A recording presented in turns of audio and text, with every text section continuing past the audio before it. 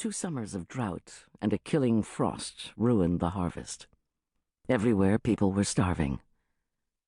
In Thuringia, there were rumors of cannibalism. Through the judicious sale of the family possessions, Hrotrud's father had kept them from hunger for a while. Hrotrud had cried when they took away her woolen mantle. It had seemed to her then that nothing worse could happen. She was 8 years old. She did not yet comprehend the horror and cruelty of the world. She pushed her way through another large drift of snow, fighting off a growing lightheadedness. It had been several days since she had had anything to eat. "Ah, well, if all goes well, I will feast tonight. Perhaps if the canon is well pleased, there will even be some bacon to take home." The idea gave her renewed energy. Hrotrud emerged into the clearing. She could see the blurred outlines of the Grubenhaus just ahead. The snow was deeper here, beyond the screen of trees, but she drove ahead, plowing through with her strong thighs and arms, confident now that safety was near. Arriving at the door, she knocked once, then immediately let herself in.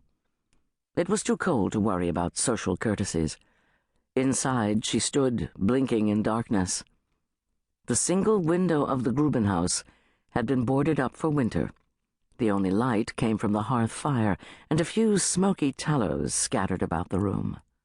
After a moment, her eyes began to adjust, and she saw 2 young boys seated close together near the hearth fire. "Has the child come?" Hrotrud asked. "Not yet," answered the older boy. Hrotrud muttered a short prayer of thanks to St. Cosmas, patron saint of midwives. She had been cheated of her pay that way more than once, turned away without a denier for the trouble she had taken to come. At the hearth fire, she peeled the frozen rags from her hands and feet, crying out in alarm when she saw their sickly blue-white color. "Holy Mother, do not let the frost take them." The village would have little use for a crippled midwife. Elias, the shoemaker, had lost his livelihood that way. After he was caught in a storm on his way back from Mainz, the tips of his fingers had blackened and dropped off in a week. Now, gaunt and ragged, he squatted by the church doors, begging his living off the charity of others. Shaking her head grimly, Hrotrud pinched and rubbed her numbed fingers and toes as the 2 boys watched in silence. The sight of them reassured her.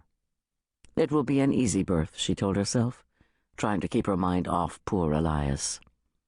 After all, I delivered Gudrun of these 2 easily enough. The older boy must be almost 6 winters now, a sturdy child with a look of alert intelligence. The younger, his round-cheeked 3-year-old brother, rocked back and forth, sucking his thumb morosely. Both were dark of eyes, like their father. Neither had inherited their Saxon mother's extraordinary white-gold hair. Hrotrud remembered how the village men had stared at Gudrun's hair when the canon had brought her back from one of his missionary trips to Saxony. It had caused quite a stir at first, the canon's taking a woman. Some said it was against the law, that the emperor had issued an edict forbidding men of the church to take wives. But others said it could not be so, for it was plain that without a wife, a man was subject to all kinds of temptation and wickedness. "Look at the monks of Stablo," they said, who shamed the church with their fornications and drunken revelry. And certainly it was true that the canon was a sober and hard-working man. The room was warm. The large hearth was piled high with thick logs of birch and oak. Smoke rose in great billows to the hole in the thatched roof. It was a snug dwelling. The wooden timbers that formed the walls were heavy and thick, and the gaps between them were tightly packed with straw and clay to keep out the cold. The single window had been boarded over with sturdy planks of oak, an extra measure of protection against the Nordostroni, the frigid northeast winds of winter. The house was large enough to be divided into 3 separate compartments.